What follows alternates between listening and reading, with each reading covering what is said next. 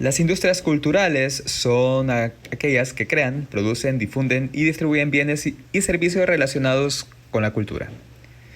Estas industrias desempeñan un papel crucial en la economía y la identidad de un país. Cabe destacar que el concepto de industrias culturales no es nuevo. En 1948, Theodor Adorno comenzó a usar este término para referirse a cómo se crean y difunden obras culturales en masa. Con el tiempo, la forma en que creamos, producimos, distribuimos y disfrutamos de la cultura ha cambiado mucho. Además de los avances tecnológicos y los medios de comunicación, la cultura ahora está involucrada en procesos de producción más sofisticados y se distribuye en diferentes mercados, y uno de ellos es la industria cinematográfica. Solo en 2011, las exportaciones de bienes y servicios de estas actividades alcanzaron los 640 millones de dólares, ubicándose como la quinta mercancía en todo el mundo. Así iniciamos el episodio del día de hoy. Recuerden que estamos transmitiendo en vivo a través de YouTube, Facebook Live, y esperen los cortos de este episodio en TikTok. Transmitimos desde San Salvador.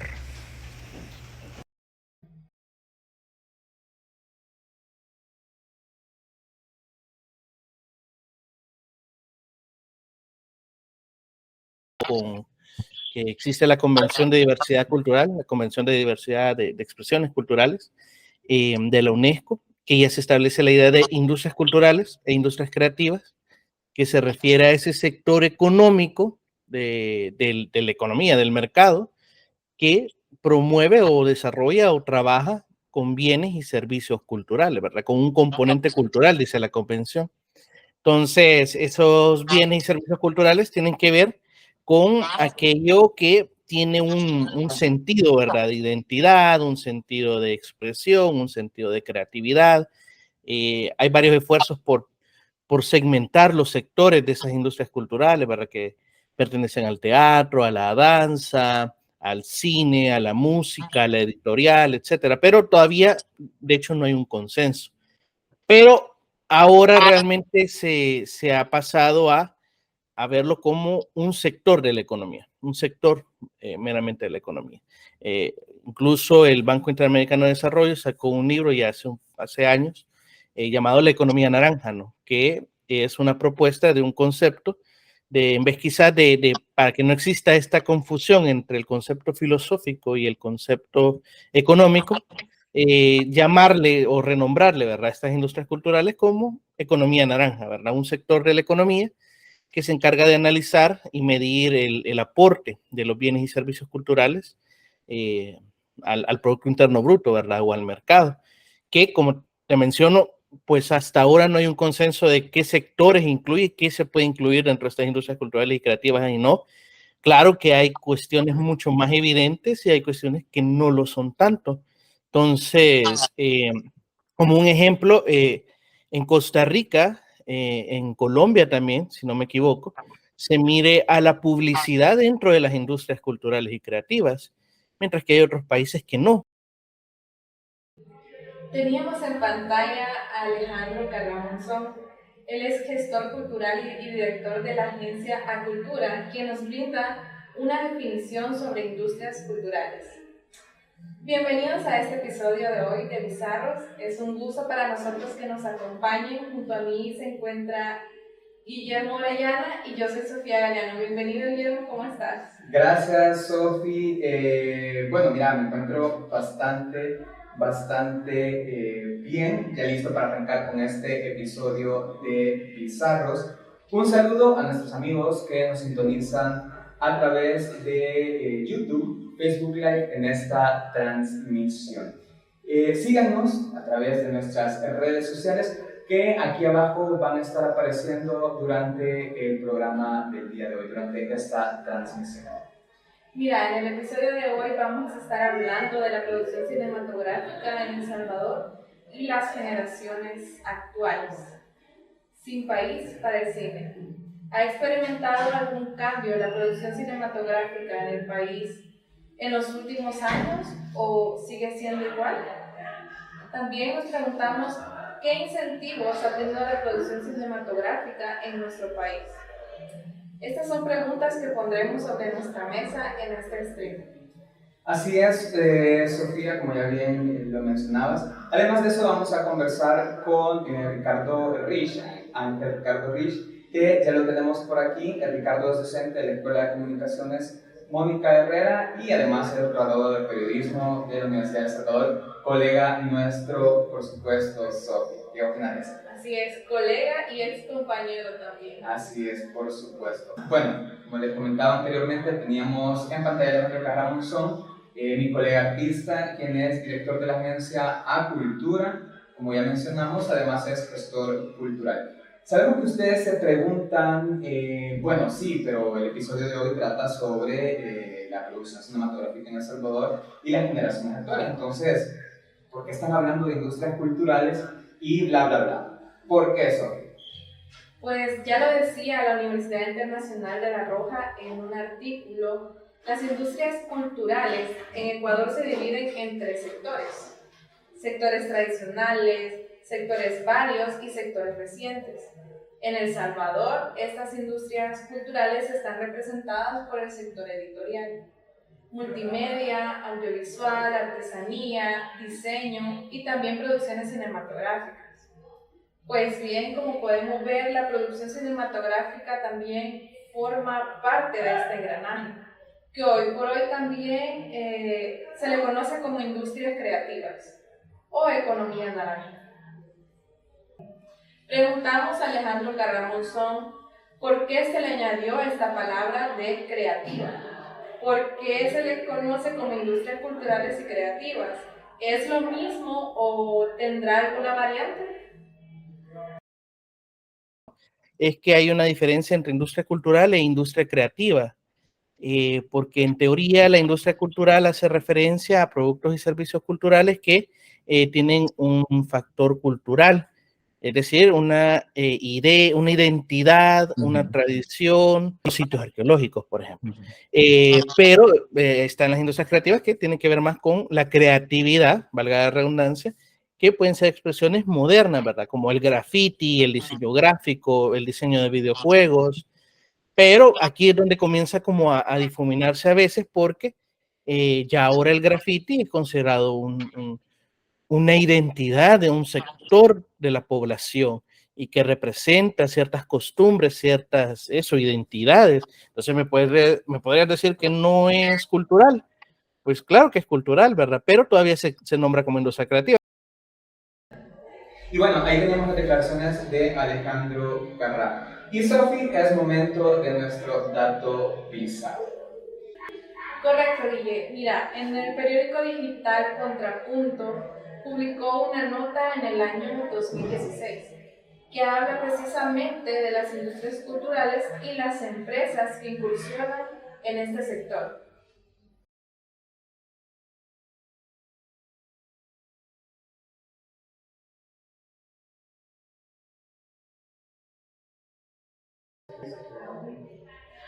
En 2016 se crearon más de 300 puestos de trabajo, 130 son empleos directos y 170 son empleos indirectos. Además, se fomentó el surgimiento de alrededor de 32 empresas y estudios especializados en este sector.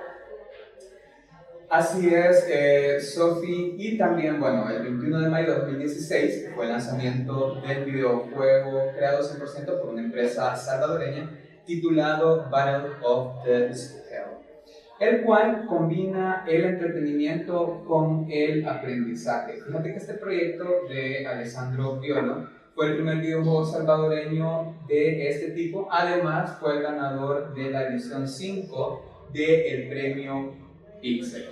Miren, el premio Pixel básicamente es un incentivo que entregaba el Ministerio de Economía para la creación, producción y distribución de proyectos creativos y culturales. Desde el 2012 hasta el 2018, el Ministerio de Economía, a través de los premios Pixels invirtió más de $4 millones, generando más de 2.000 empleos y 46 empresas. Le preguntamos también a Alejandro Carramonzón cuál es el sector que más genera ingresos dentro de las industrias culturales y creativas, y esto fue lo que nos respondió. Sector económico lo estudian desde el punto de vista económico, no desde el punto de vista de la filosofía del arte, ¿verdad? O de la antropología, por ejemplo.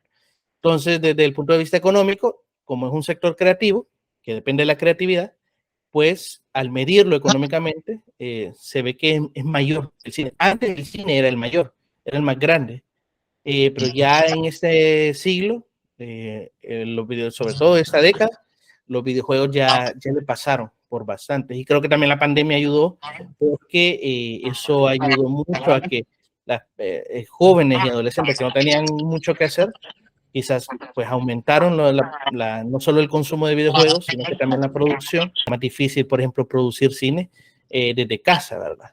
Hubieron películas que así se tuvieron que producir, pero hubo un bajón. Mientras que en los videojuegos se siguió la producción y se aumentó el consumo, de hecho. Entonces, los videojuegos son la industria creativa y para algunas personas cultural, ¿verdad?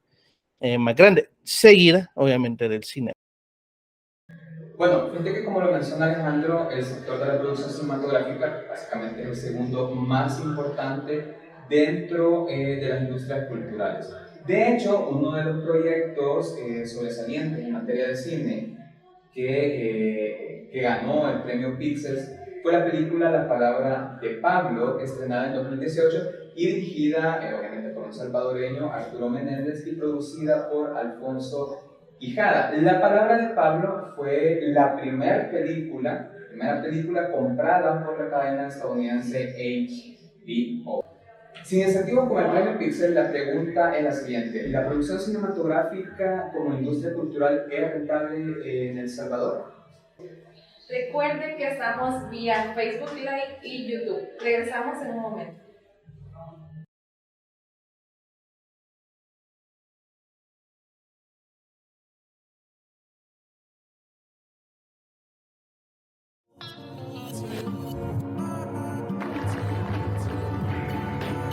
El pueblo salvadoreño tiene el cielo.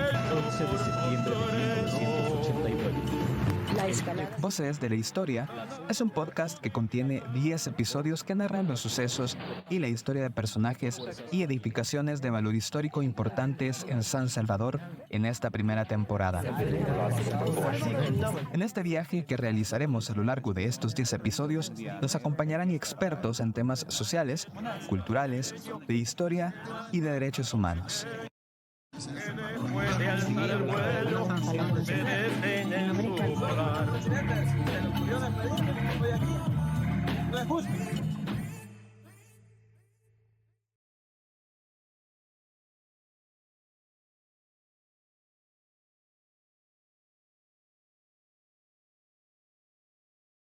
Y bueno, estamos de vuelta aquí y seguimos abordando el tema de la realidad actual en la producción cinematográfica acá en El Salvador. Y nos acompaña Ángel Ricardo Rich, cineasta salvadoreño, destacado en el ámbito del cine independiente. Forma parte del colectivo de cine Apolo 5. Rich también ha realizado varios cortometrajes, entre los que destacan Café Salvador en el 2017, Adiós en el año 2016 y Bilocación en el 2020, y el documental Hacer o no hacer cine. Esto fue en el año 2019. Uno de sus cortos más reconocidos es Por eso odio a los monos, que lo hemos visto en redes sociales, que ganó el premio público en el Festival Short en Costa Rica en el año 2023. Además ha sido apoyado por mentores como André Goodfriend, el único centroamericano en ganar el codiciado Oscar. ¿Qué tal, Ricardo? ¿Cómo estás? El invitado. Pues bien, contento de poder compartir un poquito de mi experiencia y de la naciente industria de cine en El Salvador. Creo que es importante siempre compartir estas experiencias. Ok, perfecto. Bueno, a ver, Creo que una de las primeras preguntas que hay que hacerte es, ¿cine o periodismo? Cine, definitivamente cine. Ah, ok, perfecto. Definitivamente cine. Ahí ya lo tienen, ya lo dijo él. A ver, la pregunta también va para Guille. ¿Actuación o periodismo? Mira, fíjate que es un poco difícil porque depende. Yo creo que depende de las circunstancias, digamos. Pero creo que ambas. Yo creo que ambas. Me declino por ambas. Bueno, y Ricardo, en tu caso, ¿cómo surgió el amor por el cine? Pues yo creo que fue porque desde los 12 años comencé a editar video y a partir de la edición de video, de la grabación con camarita digital pequeña, empecé a grabar mis propios videos y como que sin querer, sin desearlo, sin ser realmente un amante como tal de películas, me gustó eso de grabar, de editar, de crear y de armar historias.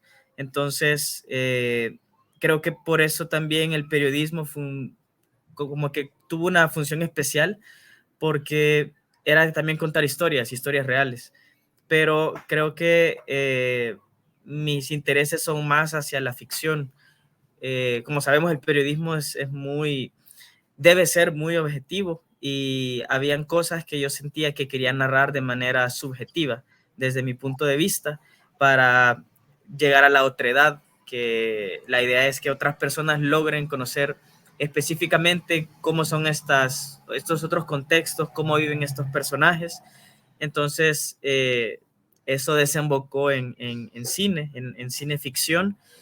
También he hecho documental, pero cineficción creo que es lo que más me gusta. Creo que es mucho más atractivo para la gente y lo que yo quiero es que las cosas que haga lo vea la gente. Entonces, eso, creo que el contar historias, que es algo inherente a cualquier persona, pero contarlo desde el audiovisual, por la música, las actuaciones, los planos, la fotografía, la iluminación, creo que complicarme la vida en ese sentido es lo que me gusta un poco más.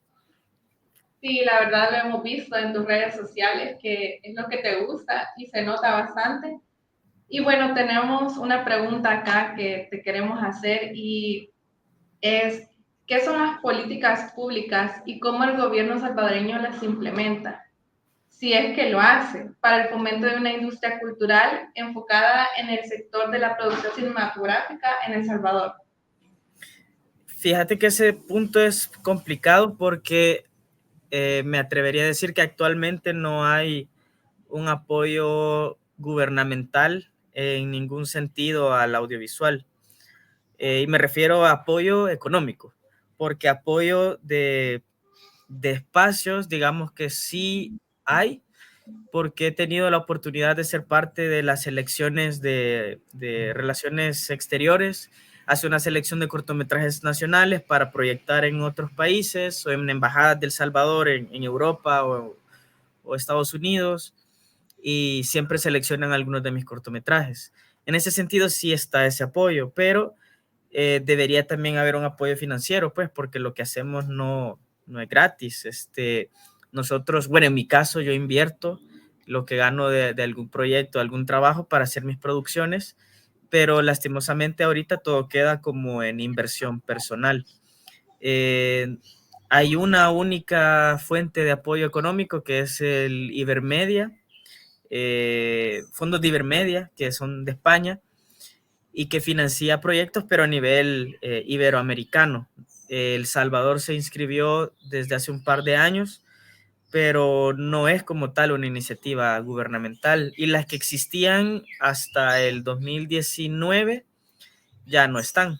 Así que es difícil encontrar como financiamiento, como tal, alguna política pública que nos beneficie a los creadores audiovisuales.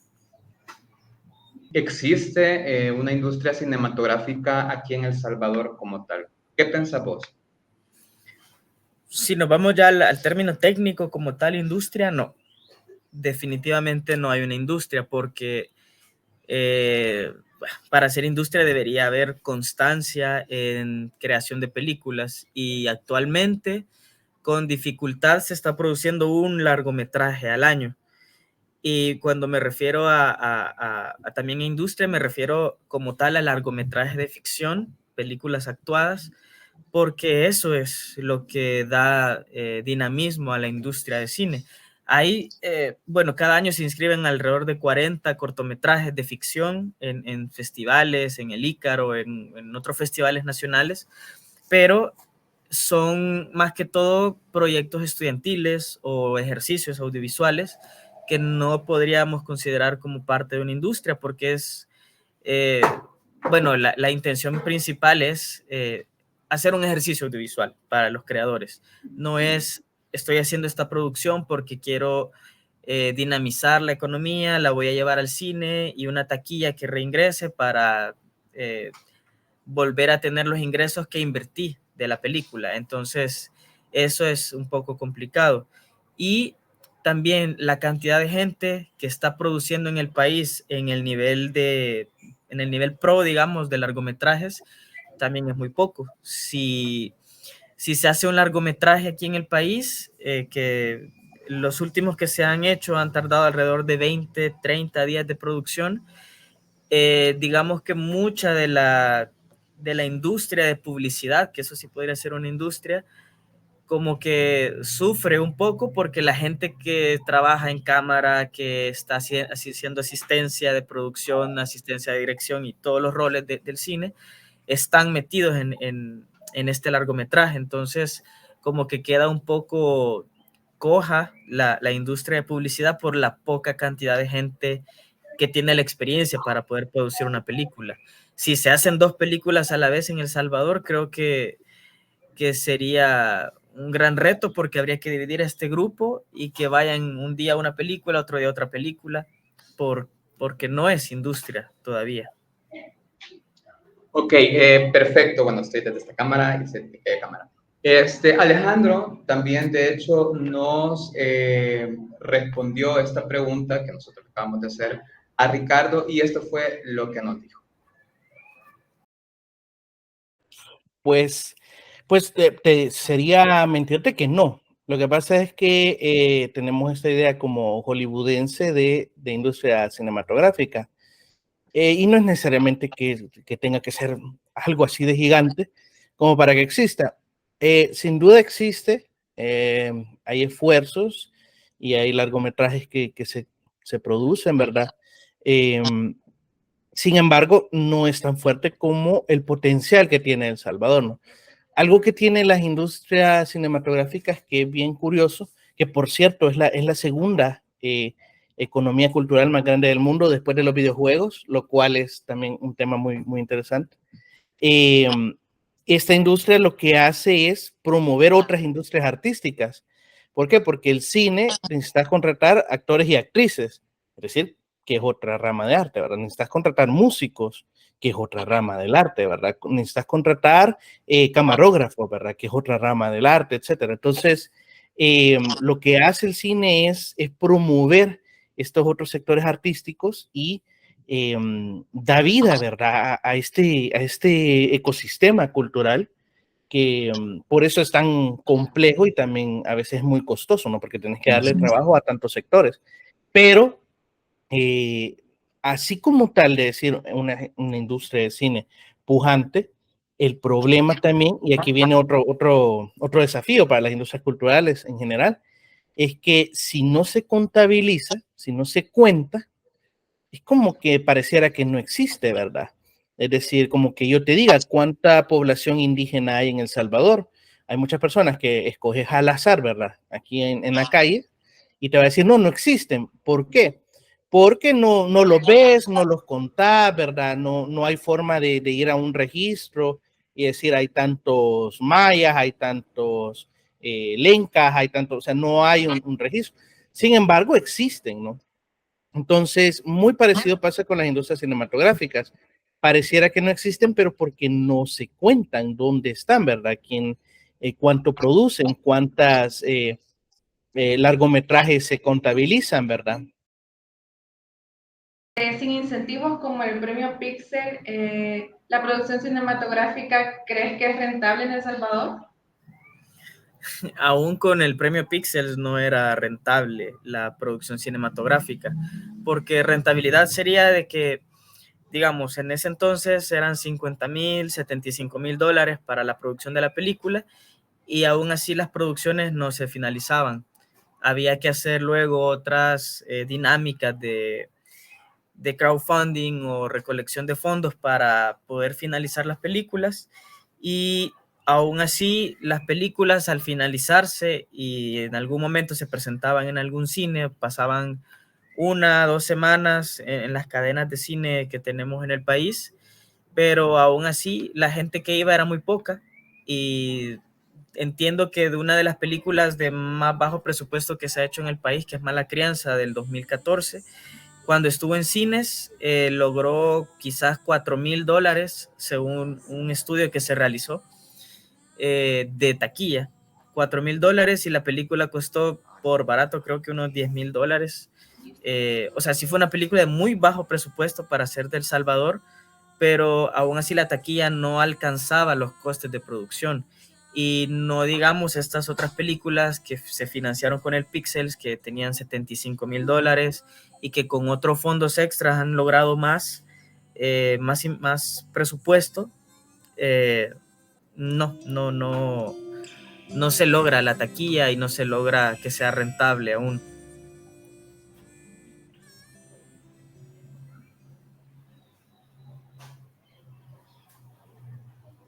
¿Cómo ves el futuro de la producción cinematográfica en El Salvador y si hay respaldo por parte de las autoridades?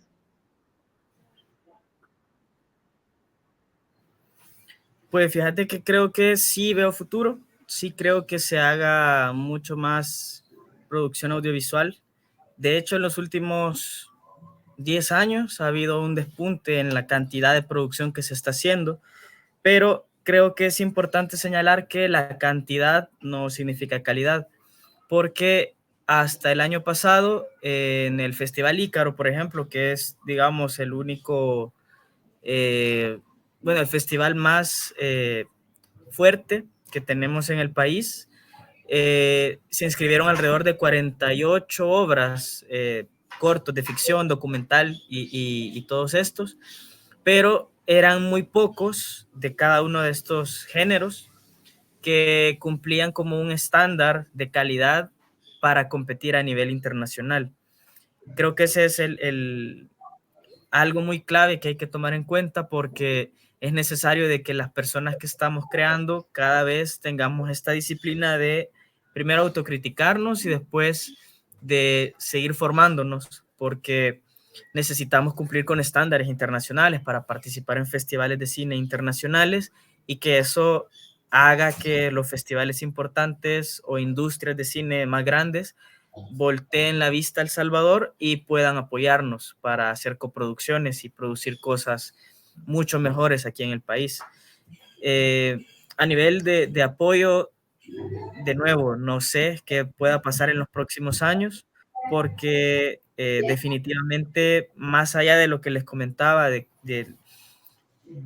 la dirección de cine de parte del Ministerio de Cultura, que es la única que de alguna forma promueve ciertos ciclos de cine, no sé qué otro apoyo haya. Yo creo que sí debería ser importante que haya un apoyo económico para los que estamos creando. Quizás que no nos den pago para crear, pero que cuando utilicen nuestras obras para hacer ciclos de cine, se dé un fee, que sería este pago por derechos de exhibición.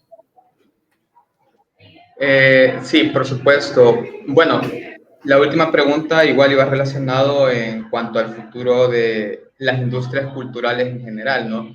A la que, obviamente, industrias culturales y creativas me refiero, a la que también pertenece la producción cinematográfica en este caso. La pregunta prácticamente es la misma. ¿Cómo ves vos el futuro de las industrias culturales y creativas aquí en El Salvador? Ya no solo del cine, sino que de las industrias culturales y creativas aquí en El Salvador. Pues a partir de las últimas decisiones que se han tomado con respecto al Ministerio de Cultura, sí creo que está difícil, porque no sé cuáles van a ser las nuevas intenciones o enfoques de las ramas artísticas, porque, bueno, no sé, para mí últimamente el Ministerio de Cultura ha sido como un potenciador de ramas artísticas y no tanto, o de expresiones culturales, pero no como tal de la cultura a nivel general, porque se promueven eventos de skate, se promueven eventos de ballet, eh, de cierto tipo de danza, entendemos por qué, pero a ramas artísticas como la poesía, la pintura, escultura, el cine también, creo que no se le ha dado el apoyo que se debería, porque también se manejan ciertas agendas, entonces lo que nosotros como cineastas independientes hagamos, si son mensajes que no contribuyen a lo que ellos quieran enfatizar a nivel nacional, creo que no habrá un mayor desarrollo en ese sentido. Y puede ser de que se le dé apoyo económico o apoyo técnico de cámaras o contratar directores para comerciales o programas culturales, gente que tenga un discurso, que quiera trabajar compartiendo un discurso que favorezca a la política nacional, pues que tiene que ver con el turismo, que tiene que ver con las playas, con lo bonito que es El Salvador ahora, la seguridad, pero no sé si habrá espacio para pensamientos distintos a los que se quieren manejar actualmente. Pero bueno, ahí cada quien, como les mencionaba, creo que tenemos un cierto privilegio nosotros, los creadores audiovisuales, digamos, porque tenemos la dicha quizás de tener trabajos que nos dan de comer en otras áreas y eso financia nuestras vidas. Y a partir de esos ahorros, de esa inversión que nosotros hagamos, hacemos nuestras propias piezas audiovisuales, nuestros cortos. Sobre todo en el cine, que es mucho más caro, pues porque hay que pagarle a alguien que haga cámara, a los actores, pagar transporte, alimentación. Por muy bajo presupuesto que sea, hay que hacer una inversión, a diferencia de alguien que haga una pintura, que es mucho más económico, digamos, es un trabajo personal, la poesía, la literatura, pero en cine sí, no sé, veo difícil, pero cada quien, creo que estamos siempre creando, estamos siendo tercos en ese sentido. Así es, y en ese sentido, ya para finalizar la última pregunta, ¿cuál es tu futuro? O sea, ¿qué proyectos vienen para vos este año o a largo plazo? Contanos. Si Bueno, se puede, sigo digo. practicando. Si se puede, vea. Si se puede, Sí, nada más. sí, no, lo complicado es que a veces en entrevistas anteriores he dicho eso, ¿qué harías en 5 años? Y ya pasaron 5 años. Y he hecho más y menos de lo que tenía pensado, pero es bonito siempre como proyectarse. Creo que lo interesante también es que quiero mantener como esta perspectiva de alumno, de estudiante, y aunque ahorita estoy como docente de audiovisuales, también llegué al punto en el que necesito como que presionarme a seguir aprendiendo, porque creo que llega el punto en el que uno cree que ya sabe mucho o que por el nivel en el que está ya llegó, ya es top, pero no.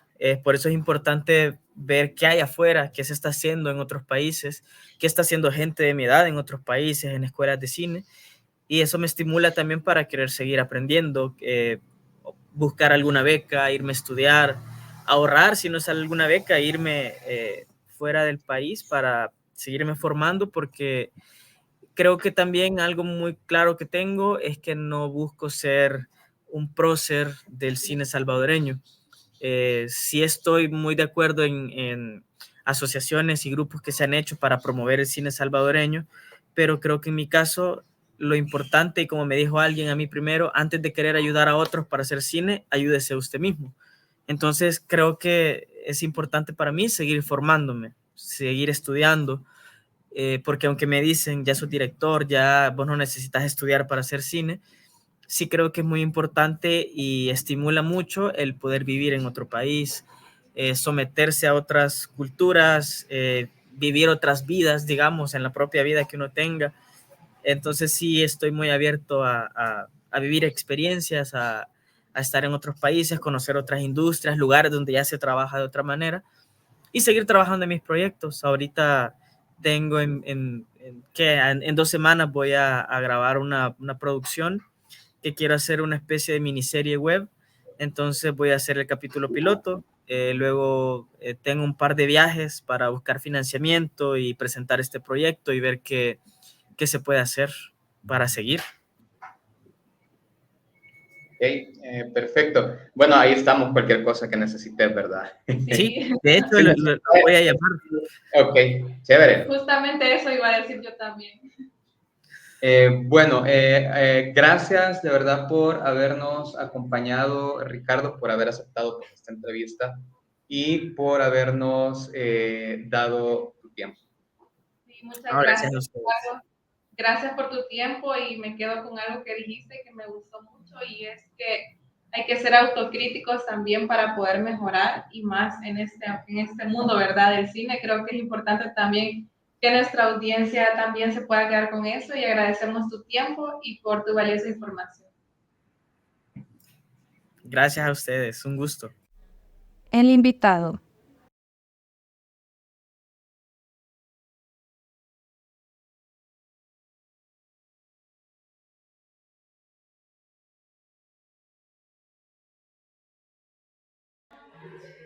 Bueno, es momento de nuestro dato bizarro. Así es, Sofi. Bueno, el primer largometraje salvadoreño y centroamericano fue Águilas Civilizadas, estrenada en 1930. Esta película, déjame que te cuente, Sofi, contaba la historia, básicamente, pues, de amor entre una campesina y su patrón. Los inmigrantes italianos, Virgilio Pisonino, Alfredo Masi y Enzo Bianchi filmaron esta historia en formato de 35 milímetros y fue estrenada en los cines Mundial y Variedades. No sé si te suena el nombre de Alfredo Masi por ahí. Sí, me suena. Te recordaba, ¿verdad? Bueno, de hecho, Alfredo Masi realizó más películas durante el Martinato como propaganda para el gobierno de Martínez, a quien mencionamos en el primer episodio de nuestra serie podcast Voces de la Historia. Voces de la historia. Y bueno, continuamos con nuestra transmisión.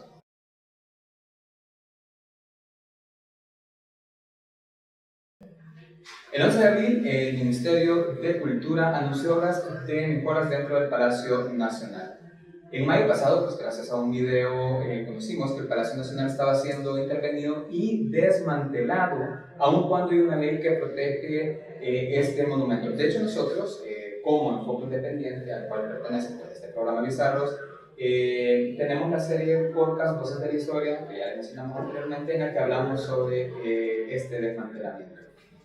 En el primer episodio, como les comentaba, abordamos la historia del Palacio Nacional, centrándonos en este desmantelamiento cultural. Y es que este desmantelamiento continúa, Sofi, con los despidos de 300 personas del Ministerio de Cultura por promover agendas que no son compatibles con la visión de este gobierno. Muchos aludieron a que se trataba básicamente de temas de diversidad, sin embargo algunos medios mencionan que la realidad es otra y que estos despidos pues, se deben a un tema de ahorro de fondos públicos. Bueno, finalizamos nuestro episodio. Gracias por acompañarnos en esta transmisión. Recuerden de seguirnos en nuestras redes sociales y gracias, Vive. Gracias a vos, Sofi, un gusto como siempre compartirse con vos. Gracias a Alejandra Portillo y a Nelson Amaya que nos apoyaron en la producción de este episodio. Están por aquí, atrás de cámaras, ahí podemos nosotros ver. Miren, y también escuchen nuestra serie podcast Voces de la Historia a través de Spotify, iVoox y YouTube. La próxima semana estaremos subiendo un episodio nuevo, el episodio número 3. Agradecemos también a Proyecto Café por facilitarnos el espacio y poder transmitir desde sus instalaciones para este stream. También agradecer, bueno, en este caso, pues, a las fuentes y medios de comunicación que usamos como apoyo de imágenes y videos, y a nuestros entrevistados. Nuevamente, Sofía, gracias por esta mancuerna que siempre Gracias hacemos. a vos, Guille. Y nos vemos en un siguiente episodio. Chao. Chao.